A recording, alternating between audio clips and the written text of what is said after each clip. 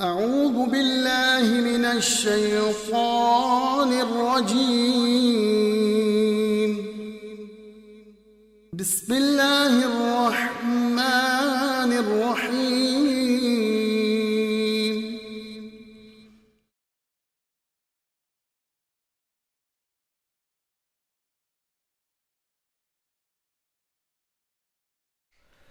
الحمد لله نحمده ونستعينه ونستغفره ونؤمن به ونتوكل عليه ونعوذ بالله من شرور أنفسنا ومن سيئات أعمالنا من يهده الله فلا مضل له ومن يضلله فلا هادي له ونشهد أن لا إله إلا الله وحده لا شريك له ونشهد أن سيدنا وسندنا ونبينا ومولانا محمدا عبده ورسوله صلى الله تعالى عليه وسلم وعلى أصحابه وعلى جميع الصحابة أجمعين.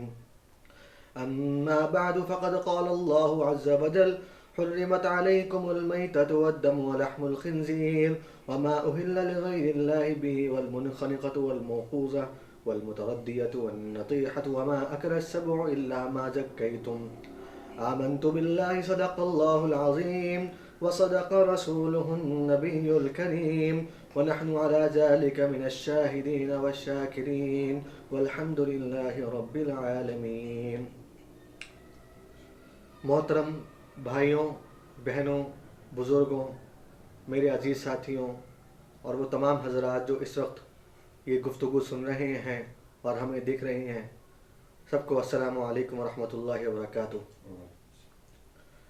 آج کل یہ بہت اہم مسئلہ درپیش ہے بہت سارے ممالک میں کہ جو گوشت حاصل ہوتا ہے وہ عام طور پر ایسا ہو جاتا ہے کہ کبھی اس میں کوئی جو شریعت کے مطابق جو شرائط ہیں وہ جو ہونی چاہیے وہ نہیں ہوتی، جس کی وجہ سے بہت سارے مقامات پر، بہت ساری دنیا میں، بہت سارے ممالک میں ایسا مسلسل مسئلہ یہ پیش آ رہا ہے کہ جو آنے والا گوشت ہوتا ہے وہ اسلامی طریقہ کار کے مطابق نہیں ہوتا. جب وہ اسلامی طریقہ کار کے مطابق نہیں ہوتا تو اس کو کھانا بھی جائز نہیں ہوتا. چنانچہ ہمارے بہت سارے مسلمان بھائی بہن اس مشکل میں مبتلا ہیں کہ کیا وہ گوشت کھائیں، کیا وہ گوشت چھوڑ دیں. اس کے علاوہ بہت سارے ممالک میں بہت ساری کمپنیز ایسی ہیں جو کہ حلال سرٹیفیکیشن بھی کرتی ہیں، اور بہت ساری کمپنیز ایسی ہیں جو کہ جن کے ہاں باقاعدہ گوشت کی کٹائی ہوتی ہے، گوشت ذبح کیا جاتا ہے، وہاں پہ گوشت بنایا جاتا ہے، مرغی کا گوشت بھی بنایا جاتا ہے، اور اس کے علاوہ گائے کا، بکری کا، ان تمام کا گوشت بنایا جاتا ہے. لیکن حقیقت میں جو وہ طریقہ کار اختیار کرتے ہیں وہ اسلامی طریقہ کار کے مطابق نہیں ہوتا، جس کی وجہ سے جو گوشت حلال ہونے کے بجائے حرام ہو جاتا ہے. کیونکہ اللہ تبارک و تعالیٰ نے جو گوشت کی شرائط، جو گوشت ذبح کرنے کی جو شرائط مقرر کی ہیں وہ اس میں پائی نہیں جاتی. چنانچہ وہ گوشت اور چنانچہ وہ جو ذبح کیا گیا ہے وہ حرام ہو جاتا ہے. اصل بات یہ ہے کہ اللہ تبارک و تعالیٰ نے انسان کے لیے یہ جو جانور ہیں ان کا گوشت حلال کیا ہے. یہ حلال کس وجہ سے کیا ہے؟ حقیقت کے اعتبار سے دیکھا جائے، انٹلیکچولی دیکھا جائے تو گوشت حلال تو نہیں ہونا چاہیے. کیوں؟ دیکھیے، یہ جو جانور ہوتے ہیں، مثال کے طور پر مرغی ہے، چکن ہے، گائے ہے، بکری ہے، یہ بھی تو ایک سوشل اینیمل ہے. انسان ایک سوشل اینیمل ہے. اسی طرح یہ بھی ایک اینیملز ہیں. ان میں بھی احساسات ہوتے ہیں، ان میں بھی روح ہوتی ہے. چنانچہ اس وجہ سے حقیقت کا اعتبار کرنا چاہیے. جیسے انسان کو اللہ تعالیٰ محفوظ فرمائے، انسان کا گوشت کھانا جائز نہیں ہے، حرام ہے، کیونکہ انسان کے اندر بھی اللہ تعالیٰ نے روح رکھی ہے، احساسات رکھے ہیں. اس طرح جانوروں کا گوشت کھانا بھی حلال نہیں ہونا چاہیے. کیوں؟ کیونکہ اس کے اندر بھی احساسات ہیں، اس کے اندر بھی تکالیف ہیں. لیکن یہ صرف اللہ تعالیٰ کا محض فضل و کرم ہے کہ اللہ تعالیٰ نے جانوروں کا گوشت انسان کے لیے حلال کیا ہے. یہ اللہ تعالیٰ کی نعمت ہے.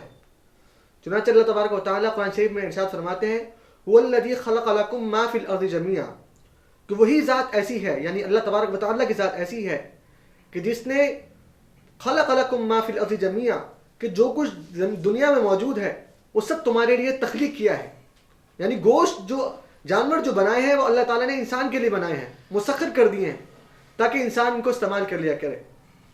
گویا حقیقت کے اعتبار سے یہ جائز نہیں ہونا، اس کا گوشت جائز ہونا نہیں چاہیے تھا، لیکن اللہ تعالیٰ نے اس کا گوشت انسان کے لیے حلال کیا ہے.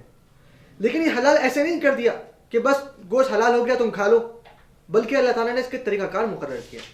اس کا ایک پورا طریقہ کار ہے، اور اگر کوئی انسان اس طریقہ کار کو فالو کرے گا تو یہ گوشت حلال ہو جائے گا، اور اگر وہ اس طریقہ کار کو فالو نہیں کرے گا تو وہ گوشت حلال نہیں ہوگا بلکہ حرام ہو جائے گا. بھائی آپ یہ دیکھیے کہ ایک انسان کے پاس ایک جانور ہے، وہ جانور کسی وجہ سے مر گیا، تو اب اس کا گوشت کھانا حلال نہیں کیونکہ وہ مردار ہے. صحیح. اچھا، اور وہی جانور ہے، اگر وہ آپ نے اس کو ذبح کیا اسلامی طریقہ کار کے مطابق، اب وہ گوشت کھانا حلال ہے. کیوں؟ فرق کیا ہے؟ فرق یہ ہے کہ اللہ تعالیٰ نے جو طریقہ بتایا ہے ہمیں اس طریقے کو فالو کرنا چاہیے. اگر ہم وہ طریقہ فالو کریں گے تو اس کا گوشت بھی حلال ہو جائے گا اور اللہ تعالیٰ کی نعمت پر شکر بھی ادا ہو جائے گا. لیکن اب مسئلہ یہ پیش آتا ہے کہ بہت سارے ممالک میں وہ طریقہ کار فالو نہیں کیا جاتا، چنانچہ اس کی وجہ سے وہ گوشت حلال کے بجائے حرام ہو جاتا ہے. تو سب سے پہلے تو ہمیں یہ سمجھنا چاہیے کہ اللہ تعالیٰ نے قرآن کریم میں انسان کے لیے یہ گوشت حلال کیا ہے، اور بہت ساری گوشت کی اقسام، بہت ساری جانوروں کی اقسام ایسی ہیں جو کہ حرام بھی کی ہیں. مثال کے طور پر جیسے جس کی میں نے ابھی آیت کی تلاوت کی، حرمت علیکم المیتۃ والدم ولحم الخنزیر وما اہل لغیر اللہ بہ، کہ اللہ تعالیٰ نے حرام قرار دے دیا ہے تمہارے لیے میتہ کسے کہتے ہیں؟ مردار کا گوشت حرام قرار دیا ہے. والدم، اور جو خون ہے وہ حرام قرار دیا ہے. والدم ولحم الخنزیر، اور جو کہ خنزیر اور جو سور ہے اس کا گوشت حرام قرار دیا ہے. ولحم الخنزیر وما اہل لغیر اللہ بہ، اور وہ تمام گوشت اہل لغیر اللہ بہ جو کہ غیر اللہ کے نام پر ذبح کیا گیا ہو وہ بھی حرام قرار دیا گیا ہے. یہاں پہ یہ دیکھیے، یہ گوشت ویسے حلال ہو جاتا، لیکن جو کہ غیر اللہ کے نام پر ذبح کیا ہے، وہ طریقہ جو اسلام نے بتایا ہے اس کے طریقہ کار کے مطابق ذبح نہیں کیا، تو اس کی وجہ سے وہ گوشت کیا ہو گیا؟ حلال کے بجائے وہ حرام ہو گیا. والمنخنقہ، اس کے بعد اللہ تعالیٰ نے ارشاد فرمایا والمنخنقہ، یعنی وہ گوشت، وہ جانور جس کو گھونٹ کر ہلاک کیا گیا ہو. منخنقہ مطلب یہ ہوتا ہے کہ وہ جانور جس کو گھونٹ کر ہلاک کیا گیا ہو اس کا گوشت بھی حلال نہیں. والموقوذہ، اور وہ گوشت جس کو ضرب لگا کر ہلاک کیا گیا ہو، وہ جانور جس کو ضرب لگا کر ہلاک کیا گیا ہو اس کو موقوذہ کہتے ہیں. اس کا گوشت بھی اللہ تبارک و تعالیٰ نے حرام قرار دیا ہے. اس کے علاوہ اس کے بعد جو ذکر کیا گیا ہے والموقوذہ والمتردیہ، متردیہ اس جانور کو کہتے ہیں، وہ جانور جو کہ کسی بلندی سے گر جائے زمین پر، جب وہ زمین پر گر گیا تو زمین پر گرنے کی وجہ سے اس کی موت واقع ہو گئی، چنانچہ اس کے گوشت کو بھی اللہ تبارک و تعالیٰ نے قرآن کریم میں حرام قرار دیا گیا. ٹھیک. والنطیحہ، نطیحہ اس جانور کو کہتے ہیں جو کسی ٹکر کی وجہ سے ہلاک ہو گیا ہو. مثال کے طور پر جانور جا رہا تھا، کوئی گاڑی آئی، ٹکر لگی، وہ مر گیا، یا کسی اور کی وجہ سے کسی اور چیز کو اس نے ٹکر مار دی، وہ مر گیا، وہ بھی مردار ہے، وہ بھی جائز نہیں ہے اس کو کھانا. وما اکل السبع الا ما ذکیتم، اور وہ جانور جس کو چیتے، درندے وغیرہ چیڑ پھاڑ کر کھا جائیں، اس کو بھی اللہ تبارک و تعالیٰ نے انسان کے لیے حرام قرار دیا ہے. الا ما ذکیتم، مگر یہ کہ وہ جانور اگر خاص طریقے سے ذبح کیے جائیں، خاص طریقے سے طریقہ کار کے مطابق ان کو ذبح کیا جائے. اس کا طریقہ کار اللہ تعالیٰ نے بتایا ہے، وہ یہ ہوتا ہے عام طور پہ کہ اگر کوئی جانور، مثال کے طور پر کوئی پرندہ ہے، وہ درخت پر بیٹھا ہوا ہے، آپ نے اس کو تیر مارا، وہ مر گیا، تو وہ حلال ہے. پھر آپ کے پاس ایک ایسا کتا ہے جو سدھایا ہوا ہے، وہ آپ نے کتا اس پہ چھوڑا، اس نے جا کے اس کو پکڑ لیا اور دبوچ لیا، تو وہ بھی اللہ تبارک و تعالیٰ نے اس کو بھی حلال قرار دیا ہے. یہ ساری شرائط ہے. تو ان ساری باتوں کا مطلب یہ ہے کہ اللہ تبارک و تعالیٰ نے مطلقاً گوشت کو حلال قرار نہیں دیا، کسی بھی جانور کے گوشت کو مطلقاً حلال قرار نہیں دیا، بلکہ اس کا ایک طریقہ کار مقرر فرمایا ہے.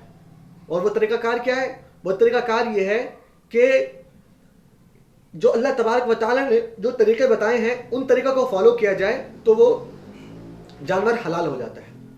یہ تو ابتدائی بات تھی کسی جانور کے بارے میں حلال ہونے سے متعلق.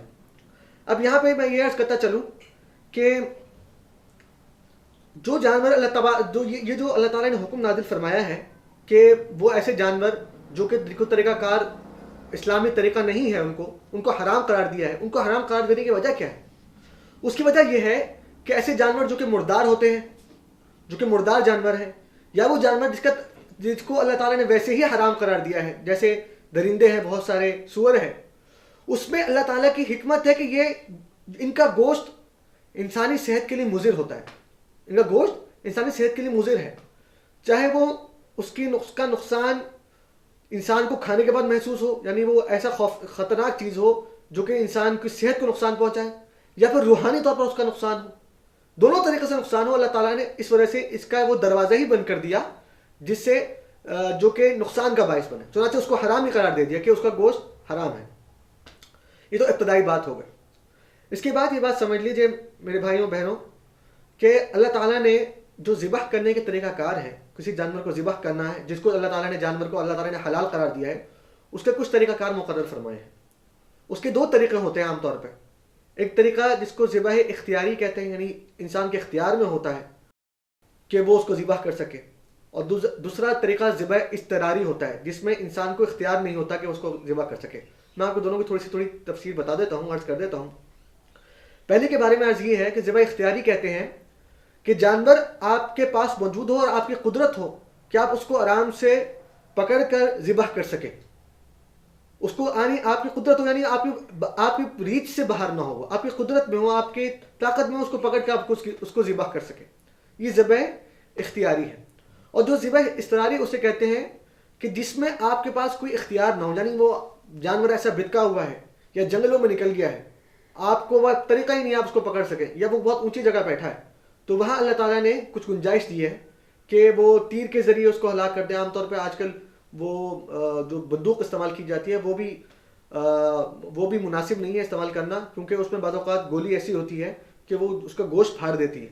بہر کیف یہ ہماری بحث سے دور بات ہے، مختصر کہنے کا مقصد یہ ہے کہ ایک ذبح اختیاری ہوتا ہے جس کا میں نے بتایا، اور ذبح اضطراری وہ ہوتا ہے جس میں انسان کی قدرت نہ ہو وہ اس کو ذبح کر سکے۔ ہماری گفتگو جو ہوگی وہ ذبح اختیاری کے بارے میں ہے، جو قدرت میں ہو۔ اس کے لیے اللہ تعالیٰ نے کچھ شرائط مقرر کی ہیں۔ وہ شرائط کیا ہیں؟ وہ شرائط یہ ہے کہ جب جانور کو ذبح کرنے لگے تو اس کے لیے کم سے کم 3 رگیں کٹنا ضروری ہیں۔ مثال کے طور پر جو اس کو جانور کو پکڑا، اس کو لٹانے کے بعد جب اس کو ذبح کرنے لگے تو 3 رگیں ہوتی ہیں، وہ کم سے کم کٹنا ضروری ہے۔ وہ 3 رگوں کے نام حلقوم، ودجان اور مری، یہ 3 رگیں ہوتی ہیں جو عام طور پہ یہ نرخرا جو ہے نا اس جگہ پہ ہوتی ہیں۔ یہاں پہ ہر جانور کو یہاں سے کاٹنا ضروری ہے۔ یہ 3 رگیں کٹ جائیں گی تو اس کا مطلب ہے جو اللہ تعالیٰ نے طریقہ مقرر کیا ہے وہ طریقہ اس کے مطابق ہو جائے گا۔ یہ پہلی شرط ہے، یہ پہلی شرط ہے۔ دوسری بات یہ ہے کہ 3 رگوں کے کٹنے کے ساتھ آلہ کم سے کم جس سے کاٹا جائے وہ اتنا تیز دھار ہو کہ جس سے وہ کٹ جائے، ایسا نہ ہو کہ اس کو تکلیف ہو، جانور کو تیز دھار آلہ ہو، چاہے وہ کوئی چھری ہو یا کوئی ایسی چیز ہو، بہرحال اس کا کاٹنا اس سے ضروری ہے۔ اور جو تیسری اہم ترین بات ہے وہ یہ ہے کہ ذبح کے وقت اللہ تبارک و تعالیٰ کا نام لیا جائے۔ قرآن شریف میں آتا ہے، اللہ تبارک و تعالیٰ ارشاد فرماتے ہیں وَلَا تَأْكُلُوا مِمَّا لَمْ يُذْكَرِ اسْمُ اللَّهِ، کہ مت کھاؤ وہ چیز مما لم یذکر اسم اللہ، جس پر اللہ تبارک و تعالیٰ کا نام نہ لیا گیا۔ ٹھیک، یعنی اس کا مطلب یہ ہوا کہ وہ جانور جس پر غیر اللہ کا نام لیا ہے، اللہ تبارک و تعالیٰ کے علاوہ کسی اور کا نام لیا۔ بہت سارے معاملات ایسے پیش آتے ہیں کہ پرانے زمانے میں بھی ایسا ہوا کرتا تھا کہ وہ بتوں کے نام پر ذبح کر دیا یا کسی پیر فقیر کے نام پر ذبح کر دیا، اللہ تعالیٰ محفوظ فرمائے، تو وہ جائز نہیں ہے، وہ حرام ہے، اس کا گوشت حرام ہے، اس کو کھانا بھی حرام ہے۔ تو وہ جانور جو اللہ تبارک و تعالیٰ کے نام پر ذبح کیا گیا ہو وہ جائز ہے کھانا، اس کے علاوہ کھانا جائز نہیں ہے۔ اس کے ساتھ یہ بھی معلوم ہوا کہ وہ جانور جس پر اللہ تعالیٰ کا نام پڑھا گیا ہو اور اس کے ساتھ کسی اور نام کو شریک کر لیا گیا ہو، اللہ تعالیٰ محفوظ فرمائے کہ میں اللہ تعالیٰ کے نام پہ بھی ذبح کر رہا ہوں، کسی فقیر اور پیر کے نام پہ بھی ذبح کر رہا ہوں، ساتھ ہی 2 ملا دیا اس کو، تو وہ بھی ناجائز ہے کھانا۔ شرکت بھی ناجائز ہے اس معاملے میں، صرف اللہ تعالیٰ کے نام پر ذبح کیا جائے۔ تو وہ جو ایسا جانور جو اللہ تبارک و تعالیٰ کے نام پر ذبح کیا جائے اور ذبح کرتے وقت بسم اللہ پڑھی جائے، وہ پڑھنا ضروری ہے، تو وہ جانور کھانا حلال ہو جائے گا، اس کا گوشت کھانا حلال ہو جائے گا۔ اس میں ایک بات اور بھی عرض کر دوں کہ بسا اوقات ایسا ہوتا ہے کہ انسان ذبح کر رہا ہو، جانور لیٹا ہوا ہو، ذبح کرتے وقت انسان کے ذہن سے نکل جاتا ہے، بسا اوقات جان بوجھ کے نہیں کرتا، ذہن سے نکل جاتا ہے، بھول چوک ہو جاتی ہے کہ میں بسم اللہ پڑھوں، چنانچہ بسم اللہ پڑھنا بھول جاتا ہے، تو اس صورت میں بسم اللہ پڑھنا، اس صورت میں جو جانور ذبح ہوا وہ حلال ہے، کیونکہ غلطی سے ہی ہوا ہے، یہ جان بوجھ کر نہیں کیا. لیکن اگر کسی شخص نے جان بوجھ کر قصداً بسم اللہ چھوڑ دی تو وہ جانور حلال سے حرام ہو جائے گا. تیسری شرط جو اس معاملے میں یہ ہے کہ جو جانور ذبح کرنے والا ہو، ایک تو وہ عاقل اور بالغ تو ہو ہی، ساتھ ساتھ یا تو وہ اہل کتاب میں سے ہو، میں اس کی تفصیل بتاؤں گا انشاءاللہ، یا مسلمان ہو. مسلمان کے بارے میں تو کوئی شک نہیں ہے، مسلمان ہو تو اس کا کھانا جائز ہے. لیکن اہل کتاب ہو، یہ اس کا مطلب یہ ہے کہ یہود و نصارہ میں سے کوئی ہو، یعنی یہودی ہو یا نصارہ میں سے ہو، اس کا بھی اللہ تعالیٰ نے جو ذبیحہ ہے، اس کا بھی اللہ تعالیٰ نے جو جانور ذبح کیا ہوا ہے، اس کو بھی اللہ تعالیٰ نے جائز قرار دیا ہے کہ اہل کتاب میں سے اگر ہو. لیکن اس کی بھی چند شرائط ہیں، یعنی ایسا نہیں جائز قرار دے دیا، اس کے لیے بھی چند شرائط ہیں. یہ جو جائز قرار دیا گیا ہے یہ قرآن کریم میں جائز قرار دیا گیا ہے، اور ہمیں قرآن شریف سے معلوم ہوتا ہے کہ اللہ تبارک و تعالیٰ نے اہل کتاب کے لیے اہل کتاب کا ذبیحہ بھی جائز قرار دیا ہے. اب وہ کیا شرائط ہیں جو اہل کتاب کے اندر ہونا ضروری ہے؟ وہ شرائط کیا ہے؟ وہ یہ ہے، میں آپ کو چند پہلے بتا دیتا ہوں. ایک تو یہ ہے کہ کم سے کم جو اپنے مذہبی اصول ہیں ان کو ماننے والا ہو. جو ان کے اپنے مذہبی اصول ہیں، عیسائی ہے مثال کے طور پر، ان کے جو اصول ہیں ان کو ماننے والا ہو، اور اگرچہ اس کا عمل اس کے خلاف بھی ہو، لیکن کم سے کم اس کو وہ مانتا ہو.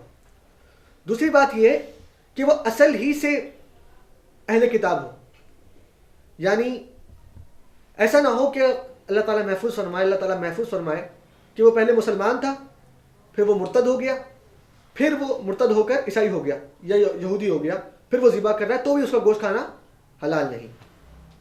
اور تیسری بات یہ کہ ذبح کرتے وقت خاص اللہ تبارک و تعالیٰ کا نام لے، بسم اللہ پڑھے اس وقت.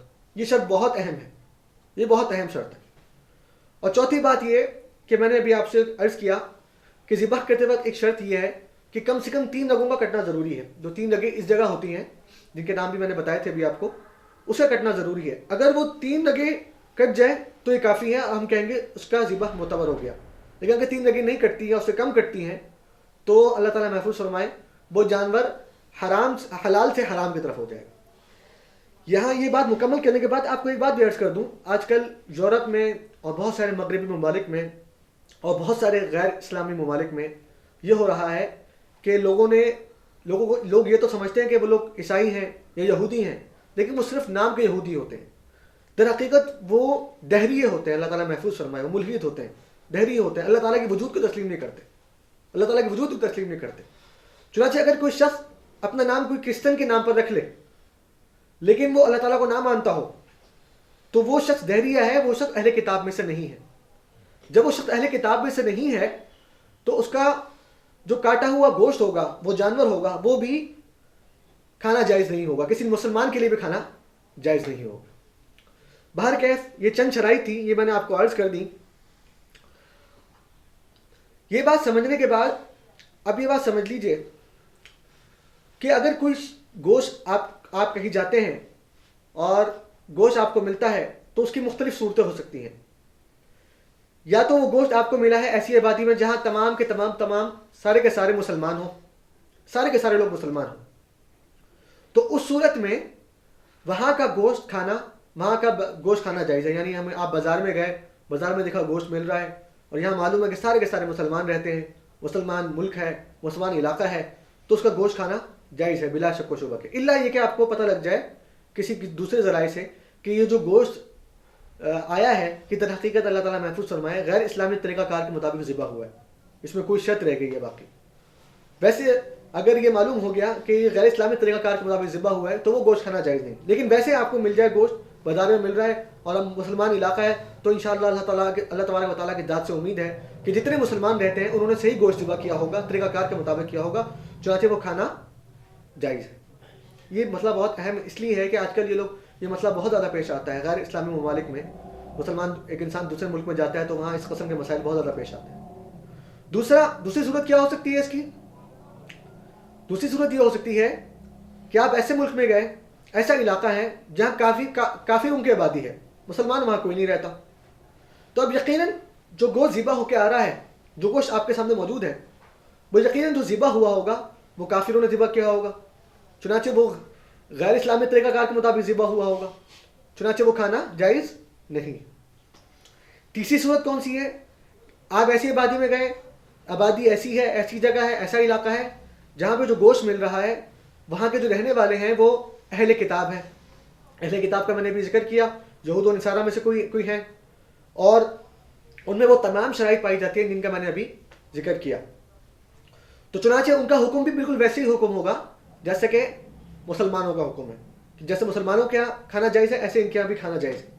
البتہ اگر یہ معلوم ہو جائے کہ یہ جو گوشت ذبح کیا ہے یہ غیر اسلامی طریقہ کار کے مطابق ذبح کیا ہے، یا جس شخص نے ذبح کیا ہے وہ محض نام کا اہل کتاب ہے، حقیقت میں وہ دہریہ ہے، اللہ تعالیٰ کو نہیں مانتا، اللہ تعالیٰ محفوظ فرمائے، تو پھر اس صورت میں وہ گوشت کھانا بھی جائز نہیں ہوگا.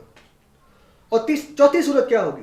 چوتھی صورت یہ ہو سکتی ہے کہ ایسی آبادی ہو جہاں مسلمان بھی رہتے ہیں، غیر مسلم بھی رہتے ہیں، اہل کتاب بھی رہتے ہیں، اور بھی بہت سارے لوگ رہتے ہیں. مشترکہ ایک میٹروپولیٹن علاقہ ہے، میٹروپولیٹن سٹی ہے. اس صورت میں بھی کھانا مناسب یہ ہے کہ اس صورت میں وہاں کا گوشت استعمال نہ کیا جائے، کیونکہ اصل وجہ یہ ہوتی ہے کہ گوشت کے معاملے میں اصل چیز ہے کہ یہ گوشت حرمت ہے، گوشت کے معاملے میں اصل چیز حرام ہے. تو اب اگر ہمیں یہ معلوم نہیں ہے کہ یہ جو گوشت آ رہا ہے یہ کسی کافر نے ذبح کیا ہے یا کسی مسلمان نے ذبح کیا ہے، تو مناسب اور بہتر طریقہ یہی کہ اس سے بچا جائے اور اس گوشت کو استعمال نہ کیا جائے. یہ تو تھی بنیادی وہ باتیں جو کہ وہ شرائط جو کہ ایک ذبح میں ہونا ضروری ہیں. اب بات یہ ہے کہ آج کل جو مختلف طریقہ کار رائج ہیں دنیا میں وہ مختلف جانوروں کے اعتبار سے مختلف ہیں.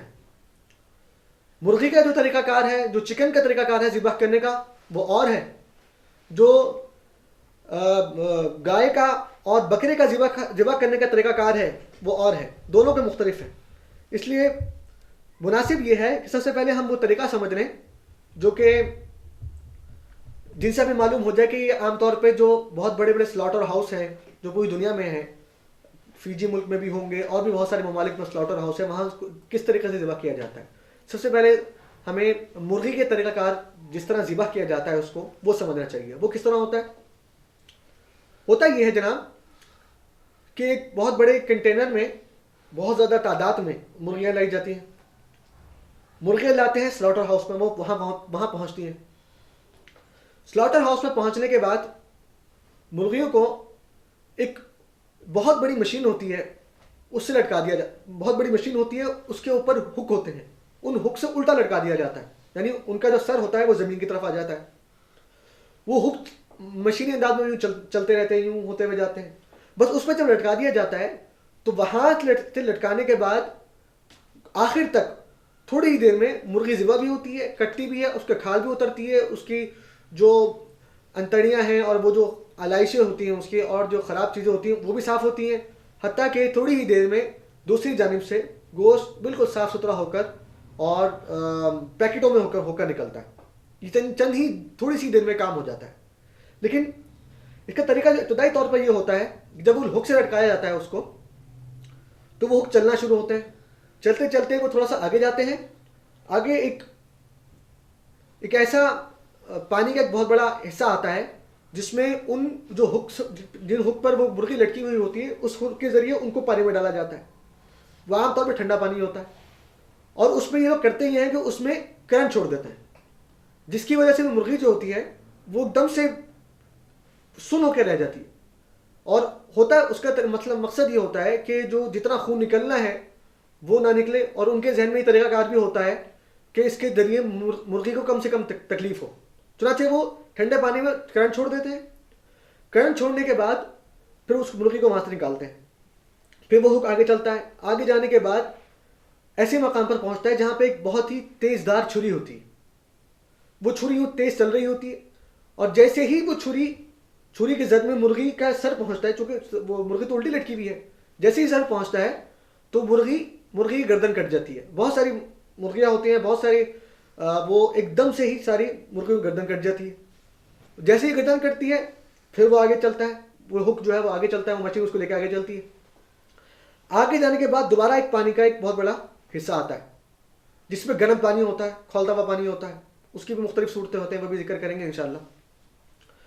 چنانچہ مرغی کو اس پانی میں ڈالا جاتا ہے. اس کا مقصد یہ ہوتا ہے چونکہ گرم پانی ہوتا ہے وہ، تو اس کے اوپر جتنی میل کچیل لگی ہوئی ہے، جتنی خراب چیزیں لگی ہوئی ہیں، علائشیں لگی ہوئی ہیں، خون لگا ہوا ہے، وہ سب کے سب اس گندے پانی سے، وہ جو گرم پانی ہے اس کے ذریعے صاف ہو جائے.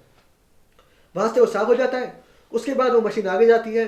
آگے اس کے مختلف مراحل میں اس کی جو ہے کھال اتاری جاتی ہے اور اس کو کاٹا جاتا ہے. یہ وہ تمام چیزیں ہیں جس سے ہمارا ابھی بحث سے متعلق نہیں ہے. بہرکیف آخر میں اس کے بعد وہ گوشت تیار ہو کر نکلتا ہے. تو یہ مختصر طور پر وہ طریقہ کار ہے جو کہ مرغیوں کے سلسلے میں پیش آتا ہے.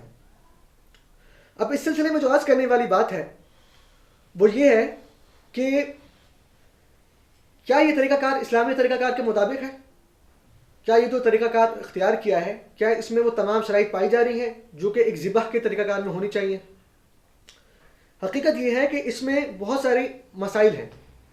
سب سے پہلی بات تو یہ ہے کہ جب اس کو اس کے اندر ڈالا جاتا ہے، مرغی جب آتی ہے اور اس کو ٹھنڈے پانی کے اندر ڈالا جاتا ہے بالکل شروع میں، تو ٹھنڈے پانی کے اندر ڈالنے کی وجہ سے وہ لوگ اس میں کرنٹ چھوڑ دیتے ہیں. اور مقصد یہ ہوتا ہے کرنٹ چھوڑنے کا تاکہ وہ مرغی سن ہو کر رہ جائے. لیکن اس میں نقصان کیا ہوتا ہے؟ امکان اس بات کا ہے کہ کوئی مرغی ایسی ہو جو طبعی طور پر کمزور ہو، اس کی اتنی زیادہ اچھی صحت مند نہ ہو، تو ہو سکتا ہے وہ کرنٹ لگنے سے مر جائے. اگر وہ مر گئی تو کیا ہوگا؟ آگے جو سارا گوشت تیار ہوا وہ سارا حرام ہو جائے گا، ہو سکتا ہے وہ مر جائے. چنانچہ بعض لوگ یہ کہتے ہیں کہ ہم لوگ اس میں کرنٹ اتنی مقدار میں چھوڑتے ہیں جو کہ بہت معمولی سی مقدار ہوتی ہے کہ جس کی وجہ سے وہ مرغی مرتی نہیں ہے. تاہم اگر یہ بات بھی قرار دیے جائے کہ مرغی نہ بھی مرے، اس میں کرنٹ صرف اتنا ہو کہ ذرا سا کرنٹ لگے، مرغی مری نہیں شوق میں آ جائے، تو بھی یہ صورت بھی جائز نہیں ہے. کیوں؟ کیونکہ اس میں جانور کو تکلیف پہنچ رہی ہے. ایک جانور ہے، اللہ تعالیٰ نے ارشاد فرمایا ہے کہ جب بھی جانوروں کو ذبح کرو تو اچھے طریقے سے ذبح کرو. تو یہ تو کوئی اچھا طریقہ نہیں ہے، اس کو الٹی تکلیف پہنچ رہی ہے اس مرغی کو. تو اس کو تکلیف سے بچانے کے لیے مناسب یہ ہے کہ یہ طریقہ اختیار نہ کیا جائے. یہ وجہ بھی ہے. تو اگر وہ نہ بھی یعنی اس سے وہ مرے نہ بھی مرے، لیکن یہ تکلیف جو پہنچ رہی ہے یہ بھی مناسب نہیں ہے اور یہ طریقہ جائز نہیں ہے. اور تیسرا یہ کہ اس کا مقصد یہ بھی ہوتا ہے کرنٹ ڈالنے کا کہ خون جو ہے وہ خون زیادہ مقدار میں نہ نکلے. لیکن حقیقت میں شریعت یہ کہتی ہے کہ خون کو نکلنا چاہیے، زیادہ دم مسفوح ہونا چاہیے، نکلنا چاہیے خون. تو لیکن یہاں پہ خون نکلتا نہیں ہے. اور چوتھی بات اس میں یہ نقصان یہ ہے کہ اس میں جو مرغی ذبح کرنے والا ہے وہ یہ سمجھتا ہے کہ یہ طریقہ کار اس طریقہ کار سے بہتر ہے جو اللہ تعالیٰ نے بتایا ہے، جو اسلامی طریقہ کار ہے. تو ظاہر سی بات ہے وہ طریقہ کار زیادہ بہتر ہے جو اللہ تعالیٰ نے بتایا ہے. یہ طریقہ کار اگر یہ سمجھ کے کر رہا ہے کہ یہ طریقہ کار بہتر ہے تو یہ غلط ہے. تو چنانچہ مناسب کیا بلکہ زیادہ بہتر اور اچھی بات یہ ہے کہ اس میں کرنٹ نہ چھوڑا جائے، محض اتنا ہو زیادہ سے زیادہ کہ اس کو ٹھنڈے پانی میں ڈال دیا جائے. یہ بھی صورت ہے، اگرچہ اس میں بھی تکلیف پہنچ رہی ہو تو وہ طریقہ بھی جائز نہیں ہے. ایک بات. اس کے بعد جناب وہ چھری نکل کے وہ جو ہک لٹکا ہوا ہے وہاں سے مرغی نکل کے آگے جاتی ہے. آگے جانے کے بعد میں نے عرض کیا تھا کہ آگے بہت سارے ایک تیز دھار چھری ہوتی ہے جو ان کو کاٹتی ہے. اس میں بھی مسئلے ہیں. پہلی بات تو اس میں نقصان یہ ہے کہ یہ معلوم نہیں کہ اس سے چھری سے مرغی کی تمام گردنیں تینوں کی تینوں رگیں کٹ گئی یا نہیں. 3 رگیں کم سے کم کٹنا ضروری ہے جن کا میں نے بتایا تھا. یہ ہو سکتا ہے ایک رگ کٹی ہوتا ہے کوئی رگ نہ کٹی ہو. یہ بھی ہو سکتا ہے کہ مرغی جب وہاں سے جب اس کو ٹھنڈے پانی سے نکالا تھا، جب وہ نکل کے آگے آئی تو ہو سکتا ہے مرغی حالت جو اس کی جو سن کی حالت ہے وہ نہ ہو، مرغی ہل رہی ہو. جب مرغی ہل رہی ہو تو ظاہر بات ہے وہ اپنی کسمکا رہی ہوگی، تو جس کی وجہ سے وہ گردن سی طرح کٹے گی نہیں یا کہیں اور سے کٹ جائے گی گردن. تو 3 رگیں جو کٹنا ضروری ہے وہ نہیں کٹیں گی. ایک نقصان. دوسرا نقصان یہ ہے کہ بسم اللہ پڑھنا جو ضروری ہے ذبح کرتے وقت وہ نہیں پڑھی جا رہی. تو اگر کوئی شخص یہ کہے کہ اصل میں ہوتا ہے یہ طریقہ کار کہ ایک مشین ہوتی ہے، مشین کے ذریعے سارا معاملہ چل رہا ہے. مشین تو صبح کوئی جاتا ہے اور اس نے مشین آن کر دی، مشین چلنا شروع ہو گئی، وہ تو چلا گیا. اس کے بعد ہر وقت سینکڑوں مرغیاں ہزاروں مرغیاں کٹ رہی ہیں. تو اگر اس نے چاہتے وقت بسم اللہ پڑھ دی وہ تب بھی ناکافی ہے، کیونکہ ذبح کے وقت بسم اللہ پڑھنا ضروری ہے. پہلے یا بعد میں کا کوئی اعتبار نہیں ہے، ذبح کے وقت ضروری ہے. چنانچہ وہاں پہ اس وقت بسم اللہ نہیں پڑھی جا رہی، یہ نقصان ہے. یہ مسئلہ. تو چنانچہ یہ صورت بھی جائز نہیں ہے. اور تیسری صورت کیا آگے جو تیسرا مسئلہ جو پیش آتا ہے وہ یہ کہ مرغی نکل کے آگے جاتی ہے. آگے جانے کے بعد وہ اس کو ایک کھولتے ہوئے پانی میں ڈالا جاتا ہے. یہاں دو صورتیں ہوتی ہیں عام طور پر. بسا اوقات وہ پانی اتنا کھول نہیں رہا ہوتا, کم گرم ہوتا ہے, بعض اوقات زیادہ گرم ہوتا ہے. اگر وہ پانی کم گرم ہو اس کے اندر ڈالا جائے تو کوئی مسئلہ نہیں, بالکل ذرا سی دیر کے لیے. لیکن اگر پانی زیادہ دیر کے اندر مرغی کو زیادہ دیر تک رکھا جائے اس پانی کے اندر, اتنی دیر تک رکھا جائے کہ اس کی جو علائشیں ہیں یا وہ خون ہے وہ جذب ہو کر اس کے گوشت کے اندر چلا جائے, تو خون تو نجس ہے, اللہ تعالیٰ نے منع فرمایا. اس طرح وہ علائشیں بھی نجس ہیں, اب وہ اس کی گوشت کا حصہ بن گئی. جب اس کے گوشت کا حصہ بن گئی تو وہ ناجائز ہو گیا, اور اس سے چھٹکارا پانے کا کوئی طریقہ نہیں. چنانچہ پانی اتنا کم گرم ہونا چاہیے کہ جس سے وہ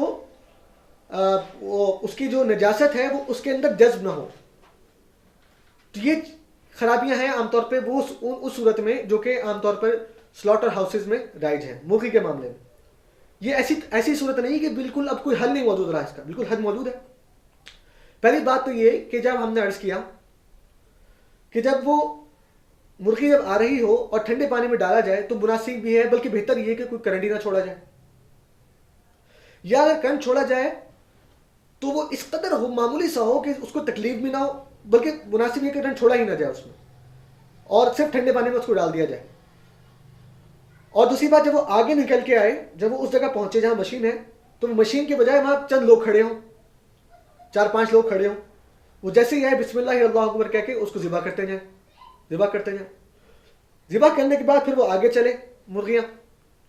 آگے جانے کے بعد جب اس کو گرم پانی میں ڈالا جائے تو گرم پانی اس قدر کم ہو کہ جو نجاست ہے وہ اس کے اندر اس کے گوشت تک نہ پہنچے, یعنی بس بہت زیادہ گرم نہ ہو. اور تیسری اور اہم بات یہ کہ جب وہ کم گرم ہو تاکہ وہ جو نجاست ہے اس کے اندر وہ اس کی گوشت تک نہ پہنچے. ایک بات جس میں ایک اور عرض کرنا رہ گئی وہ بھی میں عرض کر دوں, مناسب ہے, وہ یہ کہ اگر مرغی کا وہ جو میں نے عرض کیا تھا کہ جب اس کو ٹھنڈے پانی کے اندر ڈالا جاتا ہے اس کو کرنٹ دیا جاتا ہے, مرغی زندہ ہے, یہ بات یقین ہے کہ وہ مرغی زندہ تھی, وہ مری نہیں ہے. اس کے بعد آگے گوشت اس کی 3 لگیں بھی کٹ گئی. اس کے بعد اس کو گرم پانی میں بہت کم دیر کے ڈالا گیا, اتنا کہ وہ جو نجاست ہے وہ اس کے اندر تک نہیں پہنچی. پھر وہاں سے ہوتے ہوئی آگے گوشت بنتا گیا اور مرغی تیار ہو گئی, تو وہ گوشت کھانا جائز ہے, ناجائز نہیں ہے. لیکن اس میں یہ خدشہ رہتا ہے کہ کسی بھی مرحلے میں ممکن ہے کہ مرغی مر گئی ہو. چنانچہ اس خدشے سے بہتر ہے کہ وہ طریقہ اختیار کیا جائے جس کا میں نے عرض کیا ابھی آپ کو, یعنی آدمی کھڑے ہو, کرنٹ نہ چھوڑا گیا ہو, اور جو گرم پانی ہے وہ اس میں اتنی دیر تک نہ رکھا گیا ہو جس سے مرغی مرنے کا خطرہ ہو, یا وہ جو نجاست ہے اس کے گوشت کے اندر تک پہنچنے کا خطرہ ہو. تو بھائیوں یہ وہ طریقہ کار تھا جو کہ مرغی کے بارے میں تھا. اسی طرح جو طریقہ کار اس کے بارے میں ہے جو بڑے جانور ہیں, مثال کے طور پر گائے ہے یا بکری ہے, ان کے بارے میں طریقہ کار ہے وہ ذرا سا مختلف ہوتا ہے. اس کے بارے میں کیا کیا جاتا ہے, وہ بھی طریقہ یہ ہوتا ہے کہ گوشت وہ بڑے جانور لائے جاتے ہیں, ان کو عام طور پر بے ہوش کیا جاتا ہے. اب وہ بے ہوش کرنے کے کوئی 3 سے 4 طریقے ہیں. ایک طریقہ تو یہ ہوتا ہے کہ ایک پستول لی جائے, پستول میں ایک پتلی سی سوئی ہوتی ہے, اس سوئی کے ذریعے اس کو مارا جاتا ہے اس جانور کو, وہ اس کے دماغ میں جا کے لگتی ہے, اس کے ذریعے وہ بے ہوش ہو جاتا ہے. دوسرا طریقہ عام طور پر یہ ہوتا ہے کہ اس کو ایک کمرے میں بند کر دیا جاتا ہے, ایک جگہ بند کر دیا جاتا ہے, وہاں کوئی ایسی گیس چھوڑ دی جاتی ہے جس سے وہ بے ہوش ہو جاتا ہے. تیسرا طریقہ یہ کیا جاتا ہے, اللہ تعالیٰ محفوظ فرمائے, بڑا تکلیف دہ طریقہ ہے, پتہ نہیں اب رائج ہے یا نہیں واللہ عالم, وہ کوئی چیز اس کے ماری جاتی ہے اس کے سر پہ جس سے وہ بے ہوش ہو جاتا ہے. یہ طریقہ اختیار کیا جاتا ہے.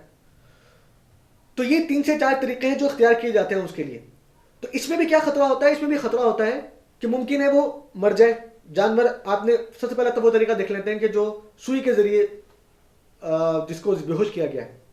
اگر اس کو سوئی کے ذریعے بے ہوش کیا گیا, پہلی بات تو یہ کہ اس میں جانور کو تکلیف ہوئی, جانور کو تکلیف پہنچی اس میں, تو اس تکلیف سے بچنے کے لیے بہتر یہ ہے کہ وہ اس طریقہ کو اختیار نہ کیا جائے. دوسرا یہ معلوم نہیں کہ ممکن ہے وہ جانور طبی طور پر کمزور ہو, ممکن ہے کہ وہ جانور اٹھے ہی نہ, وہ اسی حالت میں مر جائے. چنانچہ یہ مشاہدے میں ہے یہ بات کہ بسا اوقات اس کو وہ سوئی پھینکی گئی اور پھر وہ چند لمحات بعد اس کی موت واقع ہو گئی. چند لمحات ایسا ہوتا ہے. چنانچہ یہ خدشہ ہے کہ جب اس کی موت واقع ہوگی تو وہ گوشت جو آگے بن رہا ہے وہ ناجائز ہو جائے گا.